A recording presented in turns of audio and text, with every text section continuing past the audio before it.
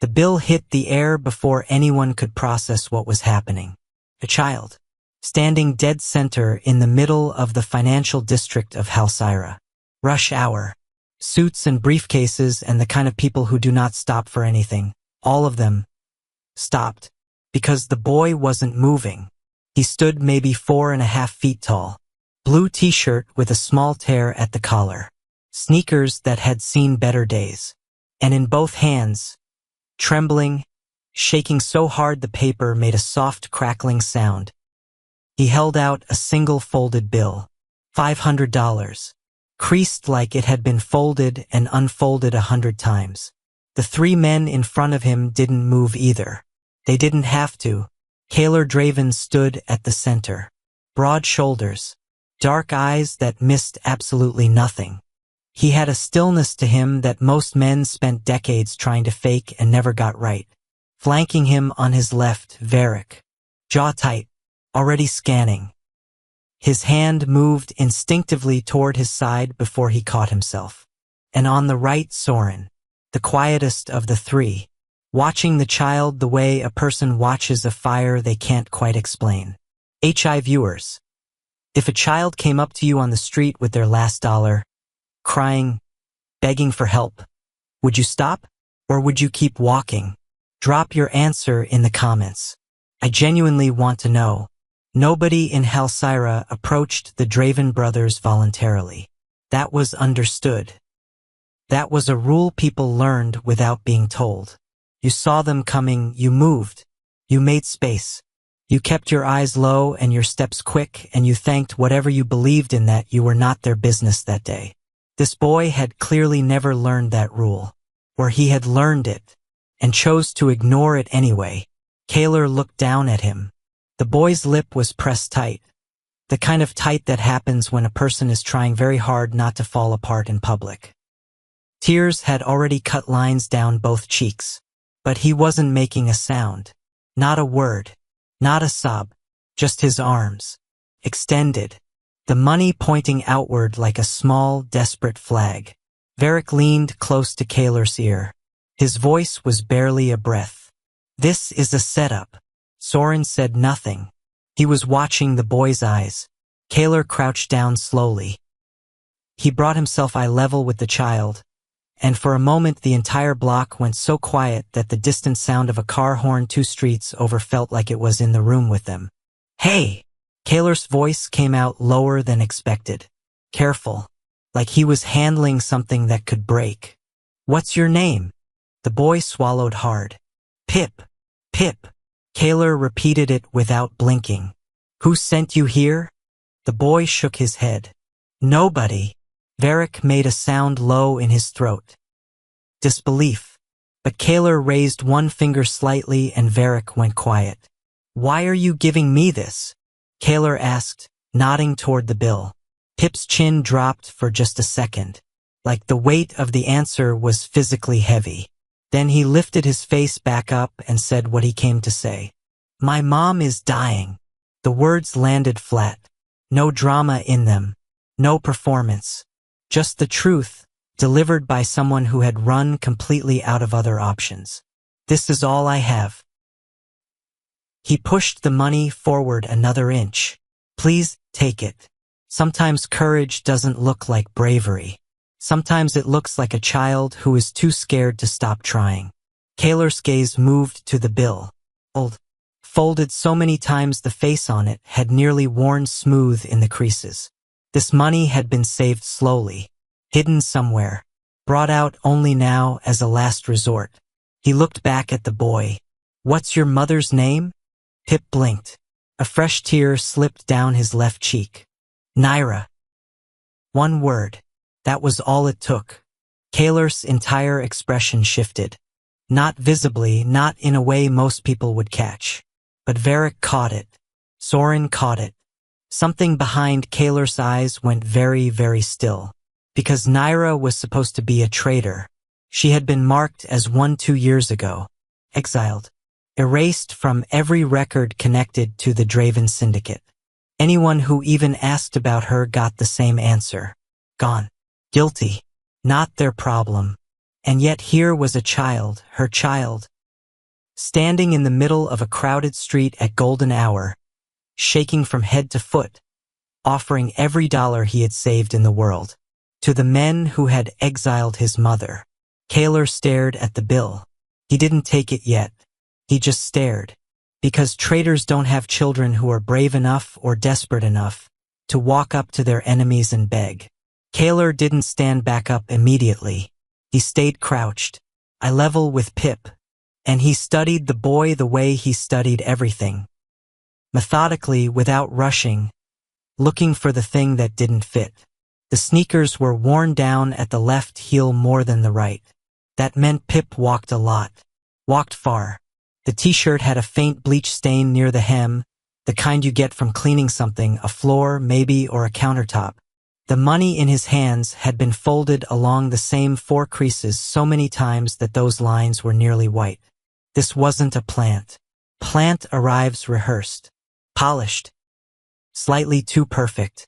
This boy looked like someone who had practiced what he was going to say and then forgotten half of it the second he got close enough. "Where is she?" Kaler asked. Pip blinked. "The old medical district.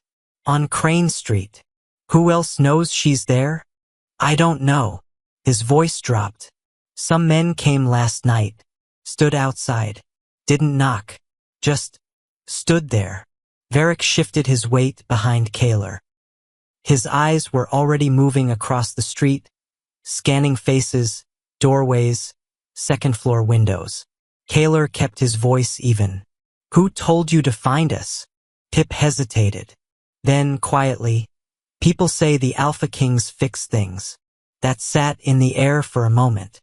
Soren looked away briefly, just for a second. His jaw moved like he was chewing something that didn't go down easy. People said that. About them. Children apparently believed it. Varric, for his part, was not moved. "Someone coached him," he said, voice low, meant only for Kaler. "That line is too clean." "He's 8, Soren said flatly. 7, Pip said. Both of them looked at him. The boy had heard everything. Kaler almost let something that wasn't quite a smile happen. He kept it locked down. "Who are you staying with right now? While your mom is sick?" "Nobody." Pip said it like it was a normal answer, like it wasn't the most devastating word in the sentence. "I go back every night." "Alone?" "Yes, sir." Varric caught Kaler's eye. The suspicion was still there. Varric was built for suspicion, it was what kept them alive. But something else had moved in alongside it. Something quieter. Then Pip pointed. Across the street, half behind a green postal box, a man was watching them. Not pretending to look at his phone. Not pretending to wait for a bus. Just watching. Directly. The moment Pip's finger went up, the man turned and walked fast into the alley beside the pharmacy building. Gone in under 4 seconds. Varric was already moving. He stepped forward, put himself between Kaler and the alley entrance across the street. His hand was at his side again. This time it didn't move away. "Someone sent him," Varric said. Not a question. "Maybe." Kaler stood up finally. He looked back down at Pip. "Or maybe someone is watching to make sure he doesn't come back." Pip looked up at him with something close to confusion. Like that possibility hadn't fully formed in his mind yet. Like he'd been so focused on getting here, on getting the words out and the money forward, that the danger trailing behind him hadn't fully registered. 7 years old. Walking alone through Halcyra. "They said if we don't pay tonight," the boy said quietly, "they'll take her away." Kaler's voice stayed even. "How much?" "I don't know. A lot." Pip looked down at the bill in his hands. "This is what I had. I thought maybe if I gave it to you first, you'd go faster. The simplest possible logic. The most heartbreaking possible logic." "How sick is she?" Kaler asked. Pip's lower lip moved slightly before he answered. "She can't stand anymore." Silence. The crowd around them had thinned. People still moved past on either side. fast, heads down, the way Halcyra people do when they sense something they don't want to be adjacent to. But the immediate bubble around Kaler, Varric, Soren, and this small boy had gone still. Soren looked at Kaler. Didn't say anything. Didn't need to. Varric exhaled once through his nose. Kaler had already reached out. He took the $500 bill from Pip's hands. Held it for a moment. Felt the worn edges. The creases that told a story of weeks, maybe months, of keeping something safe that was too precious to spend on anything else. He didn't pocket it.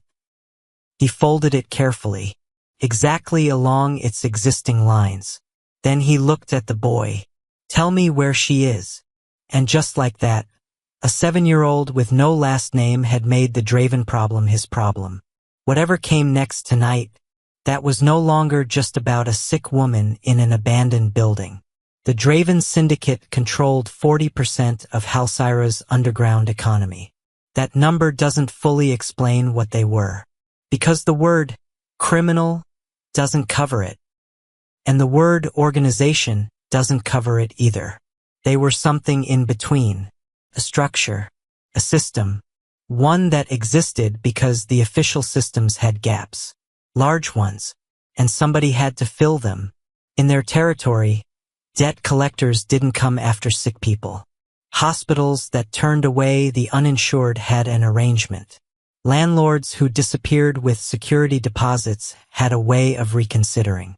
Not because the Draven brothers were good men in any conventional sense of the word, but because chaos was bad for business.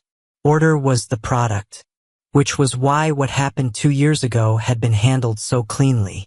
A voice recording. Short. Damning. A woman confessing to feeding internal financial records to a rival operation. Names. Account numbers. Transfer routes. All of it laid out in a flat, unhurried voice on a 47-second audio file. The file was sent to Kaler directly. He had listened to it twice, then closed the laptop.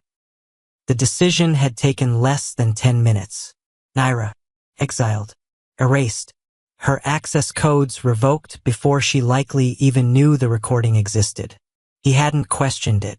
She was peripheral, a medical contractor, quiet, kept to herself. Easy enough to believe she'd been flipped by someone with money and patience. But now, riding in the back of a blacked-out SUV through the Halcyra financial district with Pip sitting silently beside Soren. Something sharp was working its way through the back of Kaler's mind.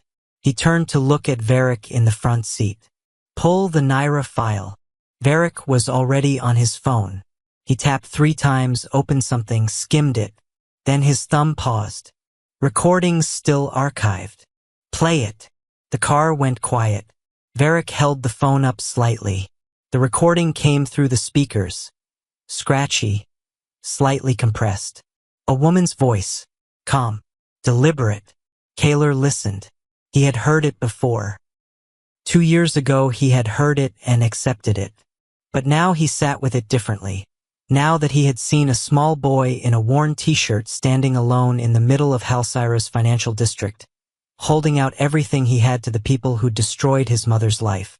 The voice on the recording said clearly, the transfer routes go through Black Line Corridor, Wednesdays and Fridays. Secondary account is under Rennie's.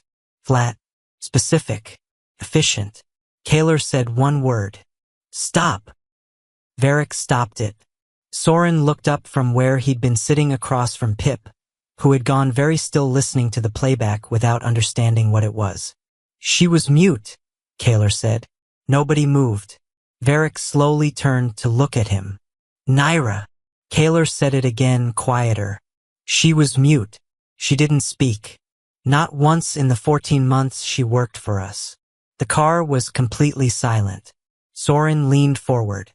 Run it through the analyzer. Varric was already pulling up a second application. He transferred the audio file over. A small loading circle spun. Once, twice, then a result. Soren read it out loud. His voice came out slower than usual, like he needed to hear each word separately. Frequency distribution. inconsistent with organic voice production. He paused. Micropause intervals generated. Breath pattern absent. Another pause. Classification. Synthetic audio. The car didn't make a sound. Outside, Halcyra moved past the windows. Lights coming on as the sun finished setting. The city indifferent. Going about its evening. Soren said it slowly. This voice. It's generated. 3 words. That was the whole thing right there. 3 words that meant Naira had never spoken on that recording. Had never spoken at all. Had been handed a confession she couldn't have made, and convicted on a voice that was never hers. Kaler looked down at the folded bill still in his hand. A 7-year-old boy had walked across Halcyra, alone, to give enemies his last $500. Because his mother, a woman who could not speak, who had been framed with a voice that wasn't hers, was dying in an abandoned building on Crane Street. The silence in the car lasted exactly 4 seconds. Then Kaler said, "Drive." Her name had been chosen perfectly. That part was becoming clear now. Back at the Draven headquarters. A building that looked like nothing from the outside and contained everything on the inside. Varric had the financial records open across 3 separate screens. Soren sat across from him, working through the timestamps. Kaler stood behind both of them with his hands in his pockets and his eyes moving across every line of text without blinking. Pip sat outside in the hallway on a bench that was too wide for him. Someone had brought him a sandwich and a bottle of water. He was eating carefully, like he'd been taught not to waste. Inside the room, the picture was forming. Naira had worked as a medical contractor attached to the syndicate's internal health operations. She treated injured members quietly. She kept records. She didn't ask questions. She came in, did what was needed, left. 14 months of exactly that. And when someone inside the organization needed a scapegoat, needed a name that would absorb a very specific accusation without fighting back. They had looked around and found her. Mute, isolated from the larger organization by the nature of her role. No real allies inside. No way to deny what she'd supposedly said out loud on a recording. The elegance of it was almost insulting. Financial leak started 18 months ago, Varric said. His voice had the careful flatness he used when he was furious and controlling it. 32 transfers. Small amounts through different corridors so they wouldn't flag during routine sweeps. He tapped a line on the leftmost screen. They planted Naira's contractor ID on 3 of them. Just 3. Enough to pull her into the investigation. Then someone generated the audio, Soren said. Turned a contractor ID into a confession. Kaler hadn't moved. Soren continued. The real transfer pattern doesn't match her access window.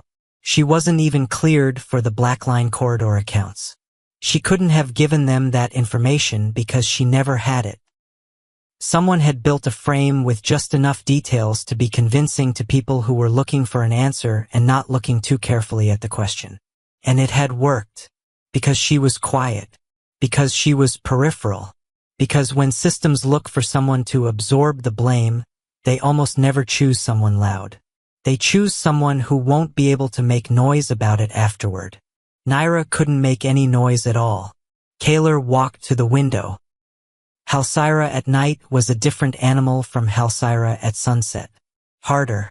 Less forgiving. The lights were colder. Who ran the original investigation? He asked. Varric didn't answer immediately, which was its own kind of answer. Dren Malik, Soren said quietly. Kaler turned. Dren Malik, senior finance officer, 12 years with the syndicate. The kind of man who knew where everything was kept because he had helped build the rooms it was stored in. He submitted the recording, Varric confirmed. He was also the first person to flag the leak, and the one who identified the 3 transactions with Naira's contractor ID attached. He ran the entire investigation. He was also the leak. Kaler looked back at the window. The logic of it was simple once you had the right angle. The only way to stay hidden during an internal investigation is to be the person running it. And the best way to end an investigation quickly is to hand them a name at the beginning. Varick's voice came from behind him. If we move on this, we're admitting we were wrong. Kaler didn't hesitate. Then we fix it. Varick was quiet for a moment. Then he said slowly, Dren has been here 12 years. I know. People will have questions. They will. And Naira is in an abandoned clinic on Crane Street. Kaler turned back around. With armed men outside who think she owes a debt she never created. And a 7-year-old boy who just sat down in our hallway eating a sandwich because he has nowhere else to wait. Varick looked at him. Soren had already stood up. The clock on the wall read 11:42. 3 hours before dawn. Kaler picked up his jacket from the chair by the door. He did not call anyone. He did not issue any formal instructions. He did not send a team ahead. All three of them walked out of headquarters into the Halcyra night without a single person inside that building. Crane Street at midnight was not a place that announced itself. It didn't have to. The old medical district in the south end of Halcyra had been decommissioned years before. Facilities relocated, funding redirected, the whole neighborhood left to whatever came in afterward. A few of the old clinic buildings still had their signs up. Faded. Peeling at the edges. Ghost letters advertising services that no longer existed. The SUV rolled in slowly. Lights off for the last 2 blocks. Soren spotted them first. 4 men. Spread out in a loose formation around the entrance of what used to be a walk-in clinic on the east side of the street. 1 at the front door. 1 beside the dumpster on the left. 2 more near a rusted van parked across from the building. Armed. Relaxed in the way people get relaxed when they're not expecting any real resistance from whatever they're there to collect. Wrecker crew, Varick said, barely audible. Kaler recognized the van. The wrecker operation worked Halcyra's south end, debt collection mostly. They took on accounts that legitimate services wouldn't touch and added interest in increments until the number was unreachable. Then they came in person. Tonight's account: 1 sick woman, 1 abandoned clinic, 1 fabricated debt that had likely been assigned to her name after she was exiled and cut off from any recourse. Someone had set this up too, probably Malik, tying off loose ends, making sure she couldn't resurface in a way that caused problems. How many inside? Soren asked. Unknown. Kaler was already watching the front door. At least 1 more. Varick checked his watch. 12:17. We have maybe 40 minutes before they decide she's not going to produce anything and they escalate. Kaler opened the car door. The night air came in cool and smelled like old concrete and the faint trace of something chemical, the kind of smell that clings to buildings that used to do medical work. He stepped out. And then Soren. And then Varick. 3 men in dark clothing stepping out of a dark car on a dark street, walking steadily toward 4 armed men who had not moved yet because they hadn't registered who was approaching. That window lasted about 6 seconds. The wrecker man near the dumpster saw them first. He straightened up, took a step toward them. This isn't. He stopped, because the light from the street lamp on the corner caught Kaler's face. The man near the door turned next. His hand moved to his waist, then didn't, because he had also now seen who he was looking at. The crew leader came around from behind the van slowly. He was a big man, comfortable with his size. He had a scar across his left cheekbone and the kind of confidence that came from never having lost a standoff in this neighborhood. He looked at Kaler, then at Varick, then at Soren, then back at Kaler. The confidence started losing its footing. There is a particular look that crosses a man's face when he realizes he has picked an argument on the wrong night, in the wrong place, in front of the wrong people. It isn't fear exactly.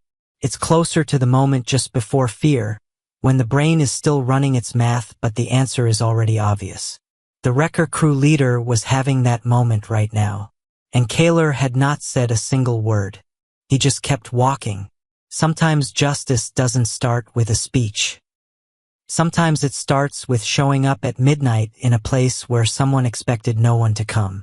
He walked past the crew leader without stopping. Past the man by the door. Pushed the clinic entrance open. Inside, dim light from a single working emergency fixture near the ceiling.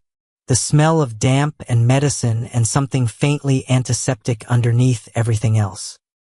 And on the floor in the far corner, back against the wall, knees drawn up, wrapped in what looked like two different jackets layered together.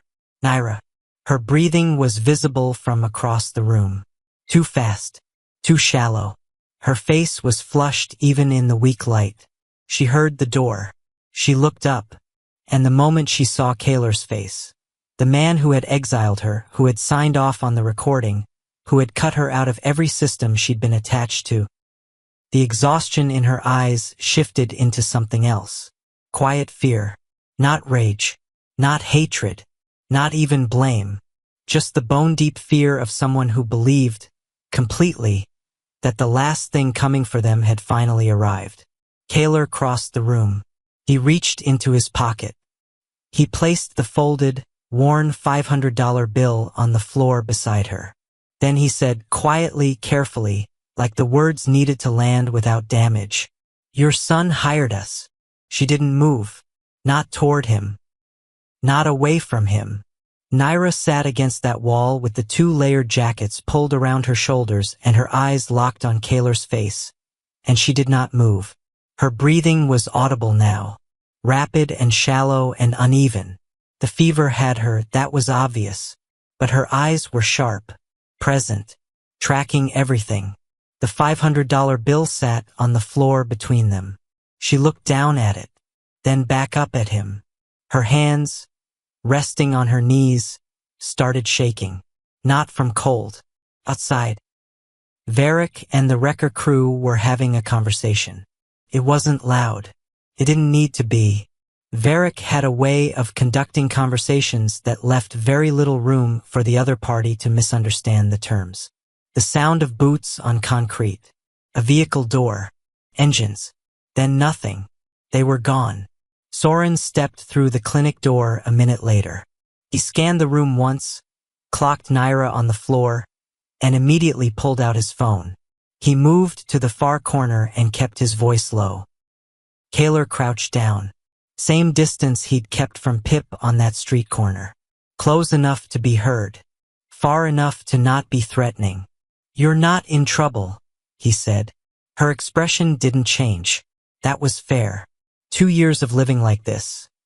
Exiled, sick, her child growing up in abandoned buildings while men showed up outside to collect debt she never agreed to. And the man responsible for it walks in at midnight and says she's not in trouble. She had every right to look at him exactly like that.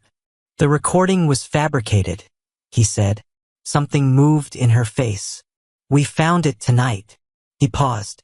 "I should have found it 2 years ago." Her jaw tightened. Just slightly. "I know," he said. "That's not an apology. It's a fact." She looked down at the bill again. Her hand moved. Slowly. She reached toward it. And stopped just short of touching it. Like she wasn't sure yet if it was real. "Your son walked across the city alone." Kaler's voice came down even lower. "At rush hour. He stood in front of us, all three of us, and he didn't back down. Not once." He held her gaze. "He's a serious kid." Her face broke. Not loudly. Naira didn't have loud. She had never had loud.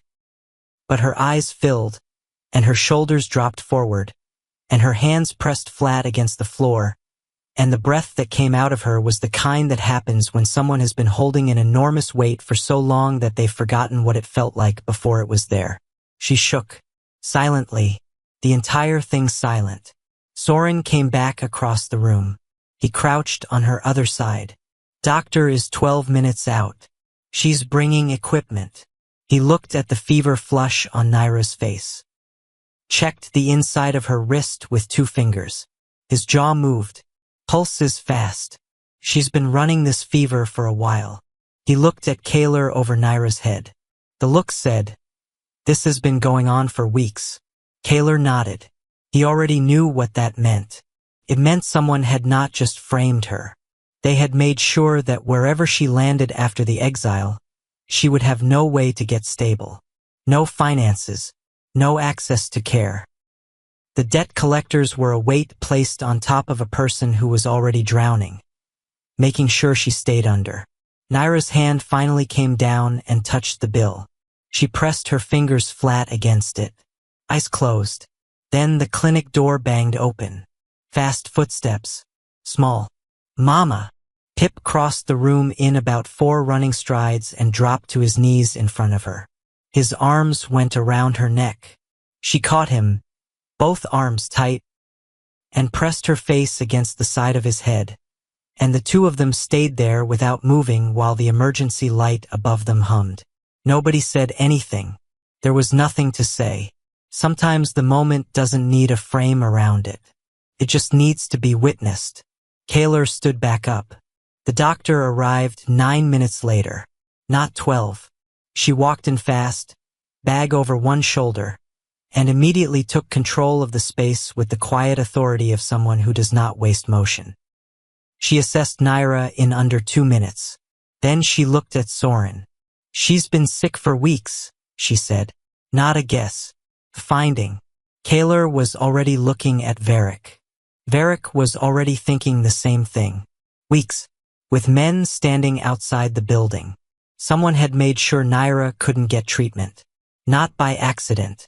Not by oversight. By design. She wasn't conscious by the time they moved her. The fever had spiked in the 40 minutes it took the doctor to stabilize enough to transport safely. 104.1.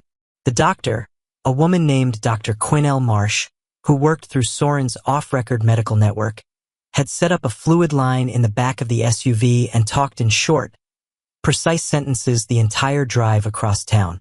Pip sat beside his mother with both hands wrapped around her forearm. He didn't speak. He didn't cry. He just held on.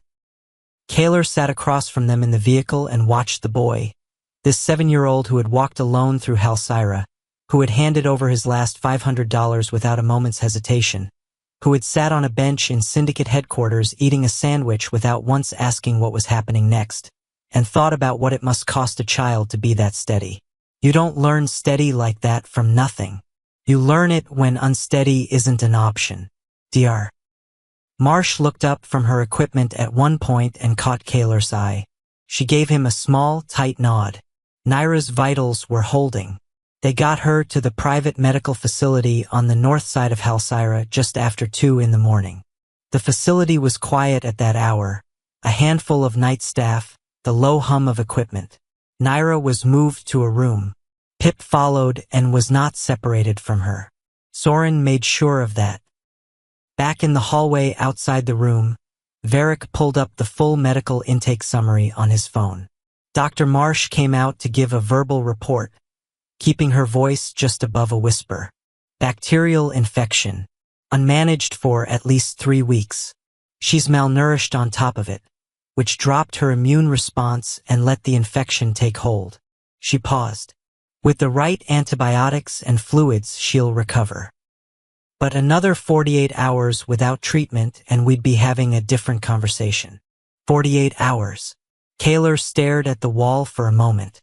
Then, someone kept her from getting treatment. Dr. Marsh glanced at Varric, then back at Kaylor.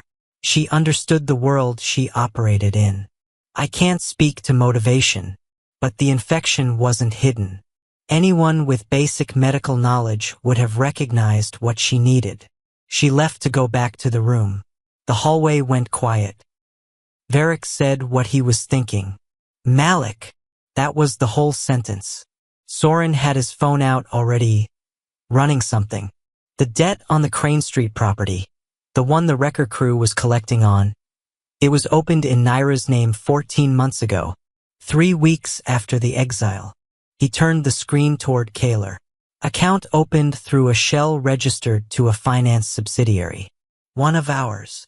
He stopped. One of Malik's. Kaler looked at the screen. The trail was there. Small, careful steps. Each one individually explainable. Collectively, they built a cage. He had exiled Naira. Malik had made sure the exile was a slow end. First the framing, then the debt, then the collectors, then blocking whatever path might have led toward safety or treatment. 7 years old, walking alone across Halcyra, because every other door had been nailed shut. Strength isn't always loud. Sometimes it's simply surviving long enough for someone to find you. Pip had kept his mother alive by being the one thing Malik hadn't calculated for. A child who refused to stop. Kaler stepped back down the hallway. Through the small rectangular window in the room door, he could see the soft glow of the monitors. Pip was asleep in the chair beside the bed. His head had dropped to one side. His hand was still holding Naira's arm. Naira was awake. She was looking at the ceiling. Kaler watched her for a moment. She turned her head slowly and met his gaze through the glass. Neither of them moved. He held her eyes long enough for the message to land. Then he turned away and walked back toward Varric. "Tonight," he said. Dren Malik worked late. He always had. 12 years inside the syndicate, and he had built his value on being the last man in the building, the one who stayed when everyone else went home, the one who knew where everything was because he had been there to watch it arrive. It was now 3:47 in the morning. He was still at his desk. The message that brought him up to the 4th-floor conference room came from an internal channel, routine, unremarkable. A financial discrepancy that needed his eyes before morning review. He walked in with a coffee in one hand and a tablet in the other. Kaler was sitting at the table. Varric stood by the window. Soren was near the door. Malik stopped. He looked at the three of them. Then he put the coffee down on the table very carefully. The kind of careful that happens when a person's hands have started moving without permission and they're aware of it. "Sit down," Kaler said. Malik sat. Kaler slid a folder across the table. Inside, the synthetic audio analysis, the financial transfer records, the shell company that opened Naira's debt account, the timeline mapping Malik's access against each move made against her. Malik didn't touch the folder. He looked at it. Then at Kaler. Kaler said, 14 months. That was all. Malik's jaw moved. Once. He started to say something, the beginning of a defense, some angle, some explanation. He had been building explanations his entire career. They came naturally to him. Kaler let 1 second of silence land between them. Then, she was mute. Malik closed his mouth. 14 months she worked here. Treated injuries. Kept quiet. Kept records. Went home. Kaler leaned forward slightly. You generated a voice for a woman who had never spoken a word in her life, and you filed it as a confession. Silence. And when that wasn't enough, when exile wasn't enough, you opened a debt account in her name. You directed Wrecker to collect. And you made sure she couldn't get to a doctor. Malik's face had gone flat. The kind of flat that comes after a person has run every internal calculation and come up with nothing. Varric hadn't moved from the window. But his posture had changed in a way that people in rooms with Varric learned to pay close attention to. The leak, Kaler continued. The real one. 32 transfers over 18 months. You ran the investigation that was supposed to find you. And you handed us Naira instead. He let that settle. It almost worked. Almost. Power rarely collapses because of anger. It collapses because someone finally notices the pattern. And the pattern doesn't care how long it took to surface. It surfaces regardless. Malik said one thing. Quietly. What happens now? Kaler looked at him. You're done. He didn't elaborate. In the world Dren Malik had operated in for 12 years, he understood what that meant with no additional detail required. He was escorted out before 4 in the morning. No announcement. No public statement. No dramatic exit. He was simply no longer there. By 5 a.m., the financial records had been flagged and locked. The shell accounts were being untangled by a 3-person internal team. The record debt on Crane Street and every account linked to the shell company was closed. Correction was filed internally. Naira's name, her contractor ID, her records, her clearance history was restored. Fully. Kaler sat alone in the conference room after it was done. The folder was still open on the table in front of him. The synthetic audio analysis was on top.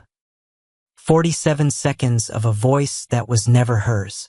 He reached into his jacket pocket. The $500 bill was still there. He set it on the table beside the folder. Stared at both of them. He hadn't returned the money. He wasn't ready to yet. 3 weeks passed. Naira's fever broke on day 2. By day 5 she was sitting up without help. By the end of the second week she was walking the hallway outside her room. Slow, careful, but upright. She still didn't speak. She never would. That wasn't going to change. But she communicated. A notepad she kept on the bedside table, quick handwriting, direct sentences. No extra words. She had always been efficient with what she had. Pip, on the other hand, filled every room he entered with sound. He started coming to headquarters. Not because anyone formally invited him. He just showed up, the first time because he wanted to ask about his mother's discharge schedule, and Soren was the one who had the answer. After that, it became a pattern. After school. Sometimes before school, depending on what was open near where they'd been temporarily set up.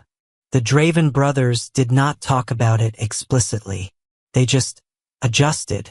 There was a chair in Soren's office that moved. No one moved it intentionally. It migrated toward the window, then near the desk, until it had a position that was clearly Pip's spot. Soren bought a second monitor for his setup and did not explain why, except that Pip had asked questions about the mapping software one afternoon and Soren had wanted to show him. Varric kept a different kind of distance. Still aware. Still watching. But one afternoon Pip had come in while Varric was reviewing a set of logistics documents, and instead of telling him to sit somewhere else, Varric had pushed a spare chair over with his foot and said, flatly, "Don't touch anything." Pip had sat down and not touched anything. That had been enough. Naira was cautious about all of it. That was fair. That was right. She came to headquarters once, 3 weeks in, to sign the paperwork formalizing her restored status. She sat across the table from Kaler with her notepad in front of her and moved through each document without expression. Efficient. Careful. She didn't ask for anything beyond what was written. Before she left, she wrote one line on the notepad and pushed it across the table. Kaler read it. Said, "Why did you really go that night?" He looked up. She was watching him. Not with anger. Not with warmth. With the specific attention of someone who has been lied to by careful men and learned to look past the first layer of every answer. He held her gaze. "I'm going to think about how to answer that," he said. She looked at him for another moment. Then she took the notepad back, stood, and left. That evening, Pip came in after his school program and dropped into his chair in Soren's office and said, with the casual directness that children deployed when they wanted to ask something important without making it sound important, "Why did you help us?" Soren looked up from his screen, caught something in the question's timing. Let the silence hold for a beat. "Ask Kaler," he said. Pip appeared in Kaler's office doorway 12 minutes later. He leaned against the frame, arms crossed, still wearing his school bag on one shoulder, because he had not fully committed to coming inside yet. "Why did you help us?" Kaler leaned back in his chair. He looked at the boy. Really looked, the sneakers still worn at the left heel, the backpack strap fraying at the buckle, the way he stood with one foot slightly forward like he was always half a second from having to move. He thought about the question. Not to stall. To answer it right. Because the truth was complicated. And Pip had earned the real answer. Kaler reached into the top drawer of his desk. He pulled out a small black frame. Set it on the desk facing outward so Pip could see it. Inside the frame, the $500 bill. The one with the worn creases. The face rubbed nearly smooth from being folded and unfolded 100 times. Mounted flat. Centered. Behind clean glass. Pip looked at it. His mouth opened slightly. He stepped fully into the office for the first time. Dropped his backpack by the door. Walked to the desk and looked at the frame up close, the way a person looks at something they recognize but didn't expect to see here. Kaler let him look. Then, "You trusted the wrong people," he said. Pip glanced up. "Your mother did. She worked for people who should have protected her, and they didn't. She ended up alone and sick in a building nobody checks on." Kaler paused. "And you were out there carrying all of it. By yourself." Pip looked back at the frame. "But you still believed someone would help." The boy didn't respond. He didn't have a response ready. He was 7 years old, and he was processing something that would probably take him years to fully understand. "That's not a small thing," Kaler said. "Most grown people stop believing that a lot younger than you are." Pip looked at him then. Really looked in the way his mother looked. Past the first layer, trying to find the honest thing underneath. "So why did you go?" he asked again. Kaler was quiet for a moment. "Because you handed me something that cost you everything you had. And you didn't ask for a guarantee. You just asked for a chance." He held the boy's gaze. "I haven't had someone trust me like that in a long time." Pip was quiet. Outside the office window, Halcyon was moving through its late afternoon. Traffic, voices, the ordinary loud noise of a city that doesn't stop for anything. Inside the office it was different, slower. Power doesn't prove character. But what you do when someone places their only dollar in your hand, that does. Kaler slid the framed bill across the desk toward Pip. "Your son didn't buy protection," he said. He paused. "He reminded us what it's for." Pip looked at the frame. His hand came out and rested on top of the glass. He didn't pick it up. He just put his hand there for a moment. Then he looked up. "Can I give it to my mom?" Kaler nodded. "Once." Pip picked up the frame carefully, with both hands the way he'd held the original bill on that street corner, and tucked it against his chest. Picked up his backpack from the floor. Walked to the door. He stopped in the doorway. "She's coming Thursday," he said. "She wants to talk to you. She wrote it down this morning." Then he was gone. Down the hallway. The sound of his footsteps light and uneven. A kid who walked slightly heavier on the right. Kaler sat alone in the office. The desk was empty where the frame had been. The drawer was still open. He pushed it closed slowly. Thursday. Naira was coming Thursday. She still didn't trust him. Not completely. Not yet. Trust doesn't rebuild because someone corrects a mistake. It rebuilds in small, slow increments. One Thursday at a time, one notepad message at a time, one moment at a time where the person who failed you shows up anyway without needing anything from you in return. Kaler was prepared to wait. He understood now what it meant to be on the other side of someone else's caution. Naira had earned every wall she'd built, every locked door, every carefully measured look she sent across a table when someone said something that was supposed to reassure her.